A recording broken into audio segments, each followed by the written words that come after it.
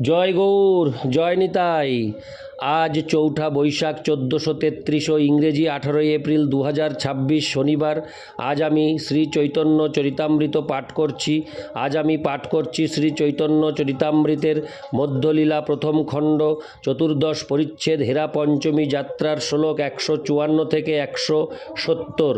হরে কৃষ্ণ কৃষ্ণ কৃষ্ণ হরে হরে, হরে রাম রাম রাম হরে হরে। শ্লোক 154। একথা শুনিয়া প্রভুর আনন্দ অপার, কহ কহ দামোদর বলে বারবার। শ্লোকার্থ: স্বরূপ দামোদরের এই বর্ণনা শ্রবণ করে শ্রী চৈতন্য মহাপ্রভু অত্যন্ত আনন্দিত হলেন এবং বারবার বলতে লাগলেন, বলো দামোদর বলো। ইতি শ্লোক 154। শ্লোক 155। দামোদর কহে কৃষ্ণ রসিক, হরে কৃষ্ণ, রসিক শেখর, রস আস্বাদক, রসময় কলেবর।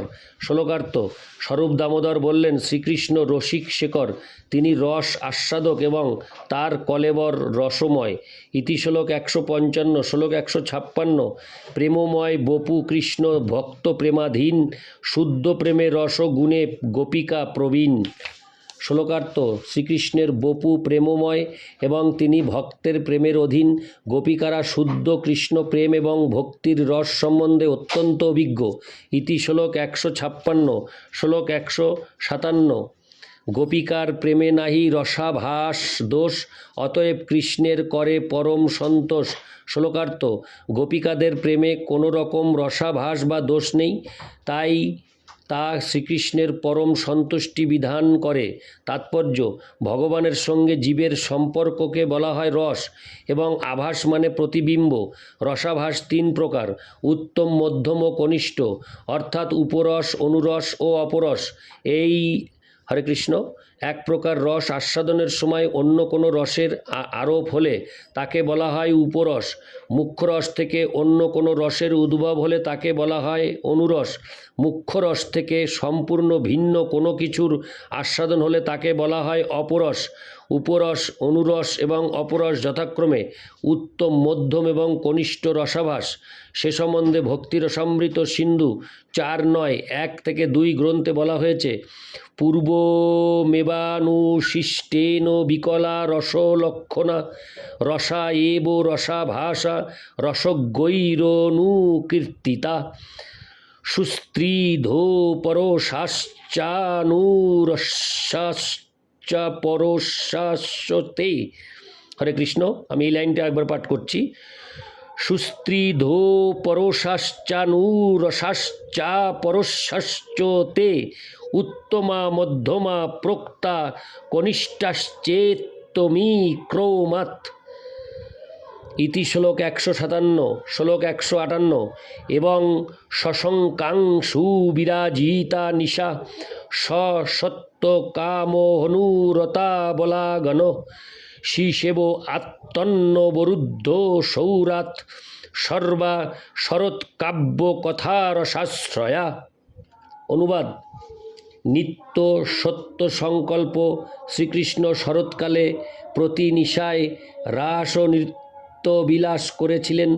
পূর্ণ চিন্ময় রসে চন্দ্রালোকিত রাত্রে তিনি সেই নৃত্য বিলাস করেছিলেন। তার প্রতি অত্যন্ত আকৃষ্ট অবলাদের দ্বারা পরিবেষ্টিত হয়ে তিনি কাব্য কথা বর্ণনা করেছিলেন। তাৎপর্য: এই শ্লোকটি শ্রীমদ্ ভাগবত 10:33-25 থেকে উদ্ধৃত। ব্রজগোপিকারা সকলেই শুদ্ধ চিন্ময়ী। কখনোই মনে করা উচিত নয় যে শ্রীকৃষ্ণের এবং ব্রজগোপিকাদের দেহ জড়। শ্রীবৃন্দাবন শুদ্ধ চিন্ময় ধাম এবং সেখানকার দিন ও রাত্রি, বৃক্ষ, লতা, পুষ্প, জল এবং সব কিছুই চিন্ময়। জড় কলুষের লেশমাত্র নেই। পরম ব্রহ্ম পরমাত্মা শ্রীকৃষ্ণ কোনো জড় বিষয়ের প্রতি আসক্ত নন। ব্রজগোপিকাদের সঙ্গে তার সমস্ত লীলাবিলাস সম্পূর্ণরূপে চিন্ময় এবং তা চিৎ জগতে সম্পাদিত হয়। এই জড় জগতের সঙ্গে তাদের কোনো সম্পর্ক নেই। শ্রীকৃষ্ণের কাম এবং ব্রজগোপিকাদের সঙ্গে তার সমস্ত লীলা চিন্ময় স্তরে সম্পাদিত হয়। শ্রীকৃষ্ণের সঙ্গে ব্রজগোপিকাদের লীলা আস্বাদন করার কথা বিবেচনা পর্যন্ত করতে হলেও চিন্ময় স্তরে অধিষ্ঠিত হতে হবে। যারা জড়স্তরে রয়েছে তাদের সর্বপ্রথমে ভগবত ভক্তির বিধি নিষেধগুলি অনুশীলন করার মাধ্যমে জড় কলুষ থেকে মুক্ত হতে হবে। তাহলেই কেবল শ্রীকৃষ্ণ এবং ব্রজ গোপিকাদের তত্ত্ব উপলব্ধি করার চেষ্টা করা যেতে পারে। এখানে শ্রী চৈতন্য মহাপ্রভু এবং স্বরূপ দামোদর গোস্বামী ব্রজ গোপিকাদের সঙ্গে শ্রীকৃষ্ণের সম্পর্কের কথা আলোচনা করছেন। তাই এই বিষয় বস্তুটি জড় জাগতিক নয় অথবা জড় কাম নয়। সন্ন্যাস আশ্রম অবলম্বন করে শ্রীচৈতন্য মহাপ্রভু স্ত্রীলোকদের সঙ্গে আচরণে অত্যন্ত কঠোর ছিলেন। ব্রজ গোপিকাদের সঙ্গে শ্রীকৃষ্ণের লীলাবিলাস চিন্ময় না হলে শ্রী চৈতন্য মহাপ্রভু অবশ্যই স্বরূপ দামোদরের কাছে সে বিষয়ে উল্লেখ করতেন না। অতএব এই আলোচনা অবশ্যই জড়জাগতিক ক্রীড়াকলাপের আলোচনা নয়। ইতি শ্লোক 158। শ্লোক 159। বামা এক গোপীগণ, দক্ষিণা এক গণ, নানাভাবে করায় কৃষ্ণের রস আস্বাদন। শ্লোকার্থ: গোপীগণ দুই প্রকার, বামা ও দক্ষিণা। তারা নানাভাবে শ্রীকৃষ্ণকে রস আস্বাদন করান। ইতি শ্লোক 159। শ্লোক 160। গোপীগণ মধ্যে শ্রেষ্ঠা রাধা ঠাকুরানী, নির্মল উজ্জ্বল রস প্রেম রত্ন খনি। শ্লোকার্থ: সমস্ত গোপীদের মধ্যে শ্রীমতী রাধারানী শ্রেষ্ঠা। তিনি নির্মল উজ্জ্বল রসের আধার এবং প্রেমরূপ রত্নের আকর। ইতি শ্লোক 160। শ্লোক 161। বয়সে মধ্যমা তেহ স্বভাবে তে সমা, গাঢ় প্রেমভাবে তেহ নিরন্তর বামা। শ্লোকার্থ: শ্রীমতী রাধারানী বয়সে মধ্যমা, স্বভাবে সমা এবং নিরন্তর বামা। তাৎপর্য: উজ্জ্বল নীলমণি হচ্ছে গ্রন্থে ছিল রূপ গোস্বামী বামা এবং দক্ষিণা গোপিকাদের বর্ণনা করেছেন।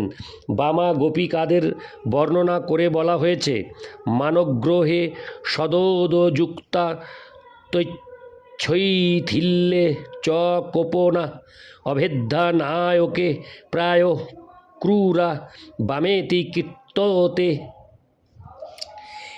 যে নায়িকা মান গ্রহণে সর্বদা উদ্যোগ বিশিষ্টা ও মান শৈথিল্যে কোপ বিশিষ্টা নায়কের বশ্য নন ও তার প্রতি কঠিনা, তিনি বামা নামে কথিতা।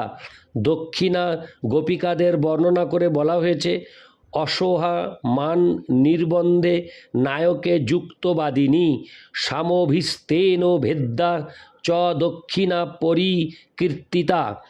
যে নায়িকা যে নায়িকা মান গ্রহণে অসহা, নায়কের প্রতি যুক্তবাক্য প্রয়োগকারিণী, নায়কের সল্লুণ্ঠ বাক্যে প্রসন্না, তিনি দক্ষিণা নামে কথিতা।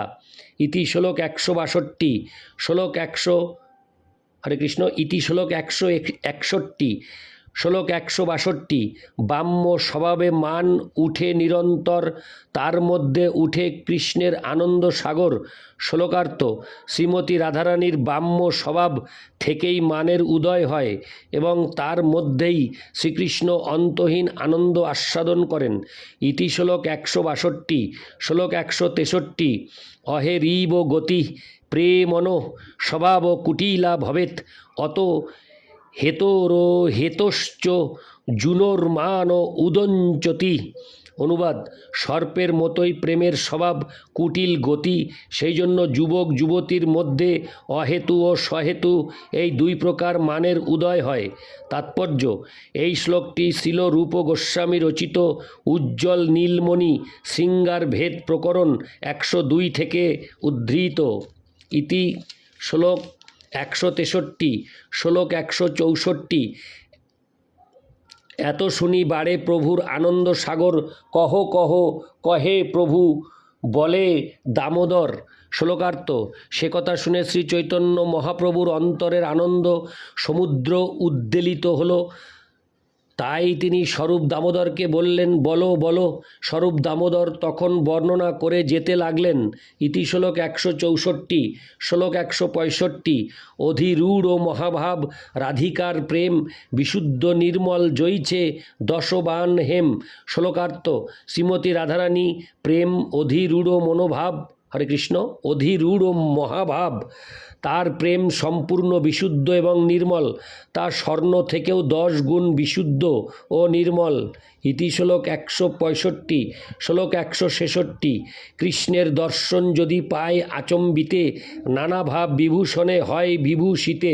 শ্লোকার্থ, শ্রীমতী রাধারানী যখন আচম্বিতে শ্রীকৃষ্ণের দর্শন লাভ করেন, তৎক্ষণাৎ তার শ্রী অঙ্গ নানা প্রকার ভাবরূপ ও ভূষণে বিভূষিত হয়। ইতি শ্লোক 166।